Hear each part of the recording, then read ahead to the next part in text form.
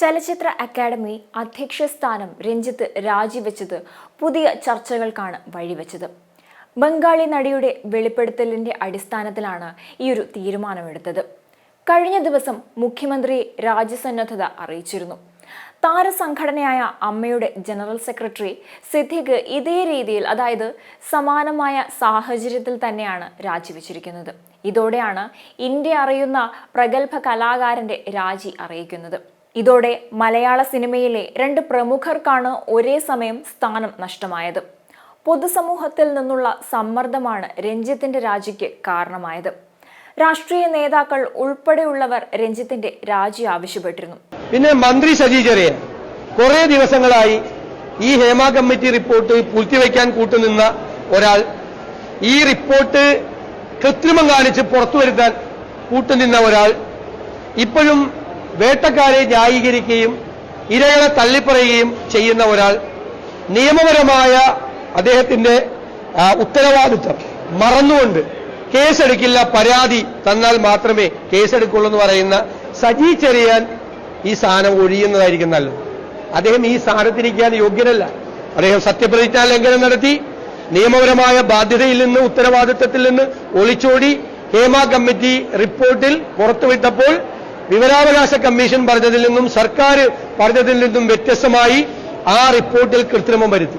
ഈ മൂന്ന് കാര്യങ്ങൾ ചെയ്ത സാംസ്കാരിക മന്ത്രി സജി ചെറിയാൻ രാജിവെച്ച് പുറത്തു പോകണം എന്നാണ് എന്റെ അഭ്യർത്ഥന.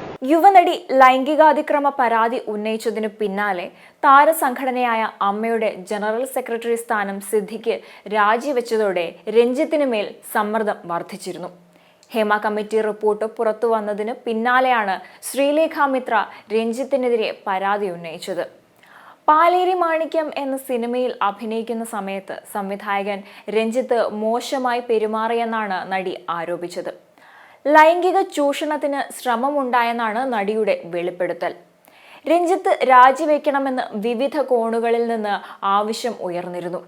വയനാട്ടിലെ റിസോർട്ടിൽ താമസിക്കുകയായിരുന്ന രഞ്ജിത്ത് ഔദ്യോഗിക വാഹനത്തിലെ ബോർഡ് മാറ്റിയാണ് കഴിഞ്ഞ ദിവസം കോഴിക്കോട്ടെ വസതിയിലേക്ക് പോയത്. നടൻ സിദ്ദിഖ് അമ്മയുടെ ജനറൽ സെക്രട്ടറി സ്ഥാനം രാജിവെച്ചതിനു പിന്നാലെയായിരുന്നു രഞ്ജിത്തിന്റെ രാജി. സിനിമാ മേഖലയിലെ സ്ത്രീകളുടെ പ്രശ്നങ്ങൾ പഠിക്കാൻ നിയോഗിച്ച ഹേമ കമ്മീഷന്റെ റിപ്പോർട്ട് പുറത്തുവന്ന സാഹചര്യത്തിൽ സർക്കാർ രഞ്ജിത്തിനെ സംരക്ഷിക്കുന്നത് തെറ്റായ സന്ദേശം നൽകുമെന്ന് ഇടതുമുന്നണിയിൽ തന്നെ അഭിപ്രായം ഉയർന്നിരുന്നു. എന്നാൽ സാംസ്കാരിക മന്ത്രി സജി ചെറിയാൻ രഞ്ജിത്തിനെ പിന്തുണയ്ക്കുകയാണ് ചെയ്തത്. ചലച്ചിത്ര അക്കാദമിയുടെ പ്രവർത്തനവുമായി ബന്ധപ്പെട്ടും രഞ്ജിത്തിനെതിരെ നേരത്തെ തന്നെ വിമർശനങ്ങൾ ഉയർന്നിരുന്നു. ചലച്ചിത്രമേള ഡിസംബറിൽ ആരംഭിക്കാനിരിക്കെയാണ് രഞ്ജിത്തിന്റെ രാജി. പാലേരി മാണിക്യം സിനിമയിൽ അഭിനയിക്കാൻ വിളിച്ചു വരുത്തിയ ശേഷം രഞ്ജിത്ത് വളകളിൽ തൊടുന്ന ഭാവത്തിൽ കൈയിൽ സ്പർശിച്ചതായും മുടിയിൽ തലോടിയതായും ബംഗാളി നടി ശ്രീലേഖ മിത്ര വെളിപ്പെടുത്തുകയായിരുന്നു. കഴുത്തിൽ സ്പർശിക്കാൻ ശ്രമിച്ചതോടെ മുറിയിൽ നിന്നിറങ്ങി.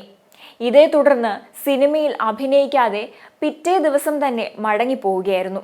ലൈംഗികമായി ഉപദ്രവിച്ചിട്ടില്ല, എന്നാൽ അതിലേക്കുള്ള സൂചനകൾ നൽകുന്നതായിരുന്നു അന്ന് രഞ്ജിത്തിന്റെ പെരുമാറ്റം. ബംഗാളിലിരുന്ന് നിയമ നടപടികൾ സ്വീകരിക്കുന്നതിന് പ്രായോഗിക ബുദ്ധിമുട്ടുണ്ടെന്നും ഇടത് സഹയാത്രികയായ ശ്രീലേഖ പറഞ്ഞിരുന്നു.